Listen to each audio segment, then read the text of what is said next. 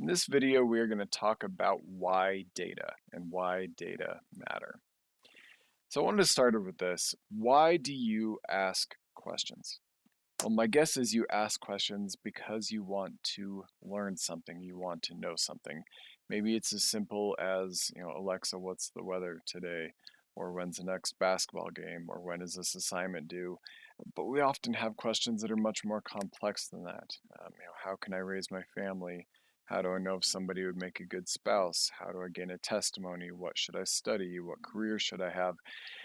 Lots of complex things. And obviously, we want answers, right, when we ask a question.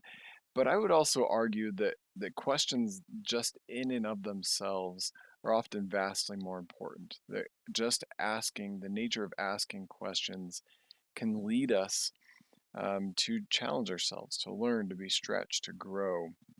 And that's part of what this entire class is about, is it's about learning how to ask questions and how to use data to evaluate those questions and maybe answer them, or at least try to answer them.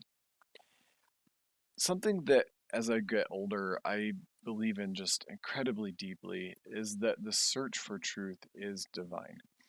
Another way to say that is I think that asking questions is a divine pursuit. And we can think of all, so many examples. Joseph Smith comes to mind. We started Come Follow Me in the Book of Mormon this year, rereading his testimony and his experiences in the Sacred Grove and with Moroni. All of that started with a question. There was something he wanted to know, and that led to lots of experiences. So when we have questions, it has the potential to do these things to change our lives, hopefully for the better. Now, obviously, revelation is a major way of learning there, in learning certain types of information. But I'm going to argue that science and data are another important place of learning too. At a BYU devotional in 2013 here at BYU, Elder Uchtdorf said, he believes Heavenly Father is pleased when we use our talents to learn, to earnestly discover truth. And I would maybe add in there to ask questions.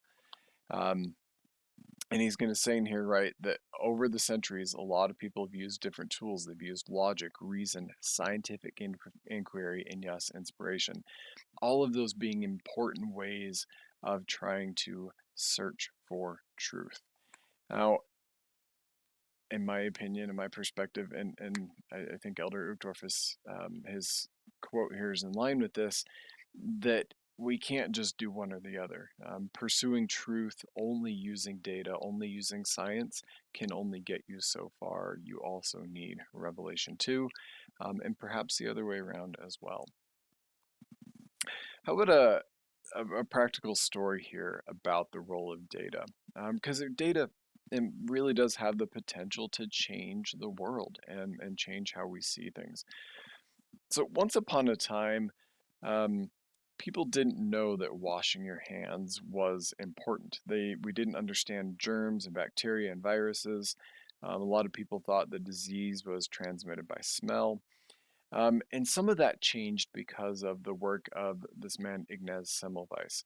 He worked at the Vienna General Hospital, the maternity ward there. He was originally from Budapest, Hungary, which at that time was a part of the Austro-Hungarian Empire, and Vienna was the capital. So he had gone there to work at the hospital.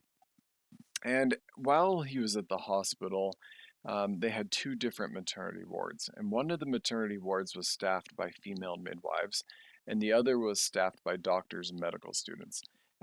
Vast majority of those were male. Now, something that they noticed was that the death rate of women who came to give birth at the hospital was 5 times higher in the ward that was staffed by the doctors and the medical students. Now, not only did Dr. Semmelweis notice this, right, and people at the hospital, but people in the community knew this. And if I remember correctly, they had like alternating days. So if you came on Monday, you went to the ward with the midwives. And if you came on Tuesday, you went to the ward with the doctors and the medical students. That women would beg to be put in the ward with the female midwives. They didn't know why people were dying at a much higher rate, or patients on the ward with the doctors, but people recognized this because of the data, right? There was data there about what was going on. Dr. Semmelweis then asked a question, well, why is this, right? If we have these two differences, what is going on? So he decided to go and collect some data. And what he discovered in his data collection was that the midwives washed their hands before they helped deliver a baby. And very regularly, the male doctors and the medical students would be working on cadavers, practicing different procedures, learning about anatomy and those kind of things. When it was time to come deliver a baby, they would set that aside, go help deliver the baby, and they didn't wash their hands. Now, to us, that sounds horrific, but they didn't know, right, that this was a thing about washing your hands. And so Dr. Semmelweis came up with the plan that they needed to start washing their hands, which changed things and saved a lot of lives. Now, funny enough, they initially thought it still had to do with smells, and he thought maybe there were micro smells on their hands from the cadavers. But eventually, his data and some others led to kind of the growth and understanding around bacteria, germs, viruses, those kind of things. So thank goodness he asked some of those questions. Now, the data that Ignaz Semmelweis collected there at the hospital, they were pretty darn simple. Very, very basic data. But often today, we are working with much more complex data. Now, because this is a school family life class, all of our examples are going to come from family studies, human development type background. But you can apply this outside of that field as well. So this is an example of a large longitudinal, nationally represented data set called the AdHealth data set that a lot of scholars have used. So they collected 5 different time points. They included adolescents at different ages. In some cases, they included their parents, sometimes other students at schools they attended, sometimes school administrators at schools they might have been attending. And they collected data on a bunch of different things, a lot of physical health markers, psychological, family, friendship, those types of things. And lots of people. They started with over 20,000 people.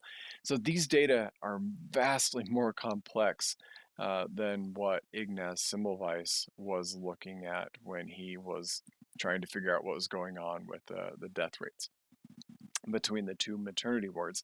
So these days we need a lot more complex tools to work with data than what Dr. Semmelweis needed.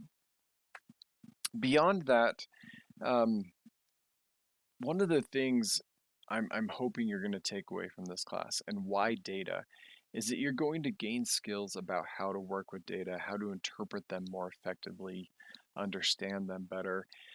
And in our day and age, people use data for all sorts of things.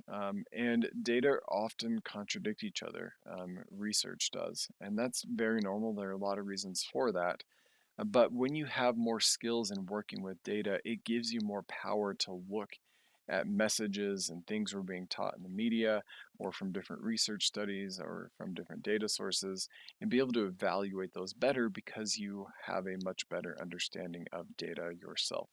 So that's all to say that the skills you're going to learn in this class will, in some level, help you be able to sort through all the complexity that we see in our world, at least have more tools to do so. Um, Maybe even another way to say that is learning how to analyze data is the process of learning how to learn things for yourself and not just having to be as trusting of what you might see in different sources, right? Having more tools to evaluate the validity of different data. Now, the things you're going to learn in this class, they do have some actual practical benefits too. Let's say you're planning on going to grad school, especially if it's in the field of human development, family studies, or psychology, sociology, fields related to that. The skills that we're going to learn in this class are the basic skills that a grad student needs. So it gets you ready for that. Um, Maybe even before then, let's say you want to be a research assistant while you're an undergraduate student here at BYU. The skills you're going to have here are going to help you in those places too. But let's say you want to get a job someday. The skills you're going to learn here might help you in all sorts of jobs. We've had students who took this class who've landed jobs or internships where they needed these skills. But the general business world uses a lot of these skills too. Places like Google, Facebook, Airbnb use R, the software that we're going to use in this class. Um, I've probably heard a lot about data science, kind of an exploding field. And what we're learning in this class technically is data science too, even though we're coming at it from a social science perspective. So you're learning how to code, you're learning how to manage data, which they might call data engineering. You're going to learn how to do analysis, which they might call data science. So there's a lot of practical benefit here too, right? And we're at least giving you some tools to get started learning how to do those things. So having said all that, right? What if you're bad at math? Or what if you just really don't like math? You know, it's just not your kind of thing. Um, if that's the case, then this is the class for you. I never considered myself all that good at math. I don't, I wouldn't have said I was terrible. I was good at basic math, but as things got more complex in high school, it certainly got a lot more challenging.